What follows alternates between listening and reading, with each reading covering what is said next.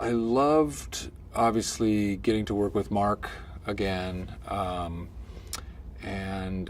I loved the idea of, with the sequel, we'd get to see Brad and Dusty working together, kind of get to pick up and see how the co-dadding is coming along. And I mean, mostly I think in terms of coming back to a sequel, it was just the fact that Sean and John had thought of this premise of, reintroducing not only Brad and Dusty's relationship, but now adding their two fathers into the mix.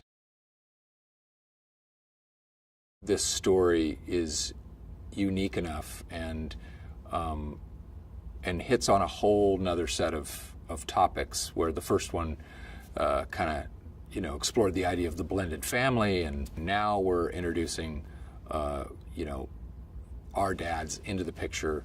One dad, Mel's Kurt, who's kind of cut from the same cloth as Dusty.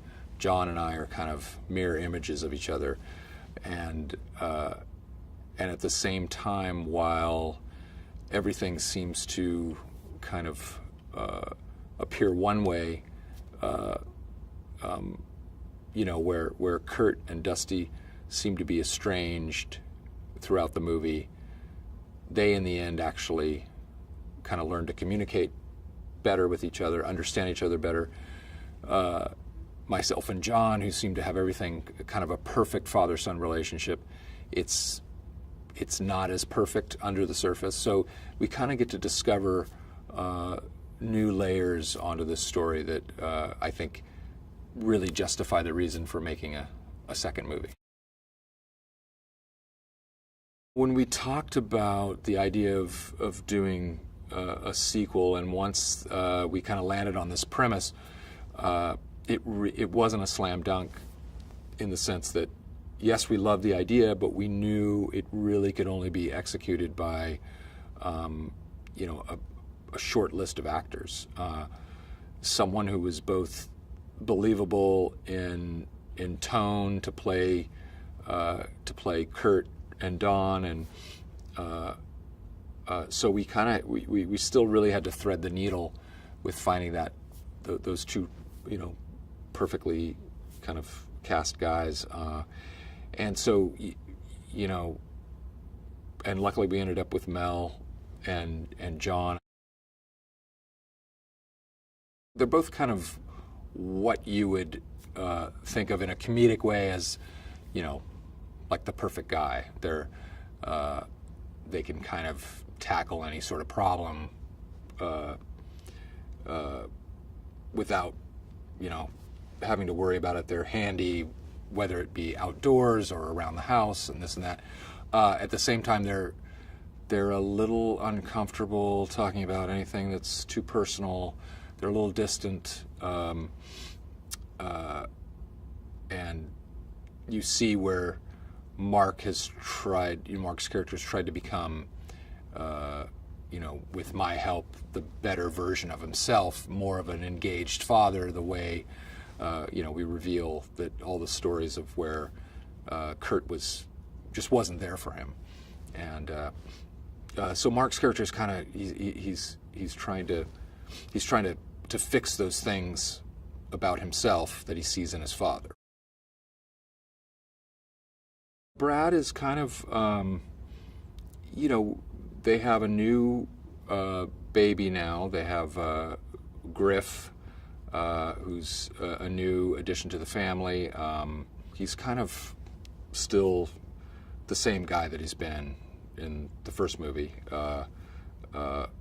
always trying to do the right thing, and I think loved by his stepkids, and yet tolerated by them. He's still very much into making sure this family works, this big blended family.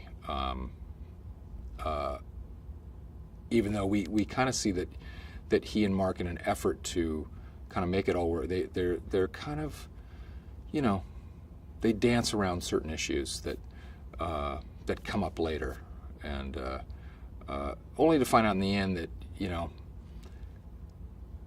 let's try to be a little more honest with each other. At the same time, you do have to kind of do a dance to make all this work. Brad is, you know, he's very much kind of someone who, you know, he likes to use words like, let's have a dialogue. And he's very, you know, his parenting literally comes from a handbook that, or 10 handbooks that he's probably read, where Mark is, you know, I think Mark parents a little more from the gut, which can be really good at times, and other times it's not the right thing to do or say ever. So that's kind of the, I think there's a lot of times where Dusty's looking at Brad going, why are you telling them that? And Brad's saying, what? That's what I read, you know, in Psychology Today. So that's kind of the contrast between the two. We have Owen and Scarlett are back to play Megan and Dylan, and it's interesting because they obviously have a relationship with my father, who comes by all the time, and they're very comfortable around him, and they find him silly, and he tells little, you know, stupid grandpa jokes. And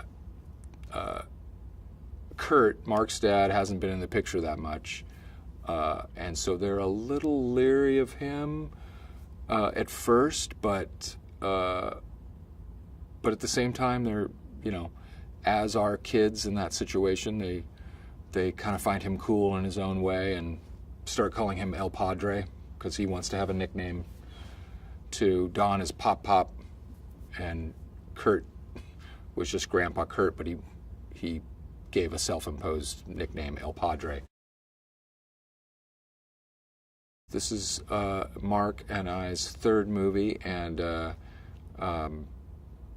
it's nice to kind of know each other well enough to, you know, can really hit the ground running. And anytime Sean wants us to change something within a scene, we know exactly what to do, how to respond to each other.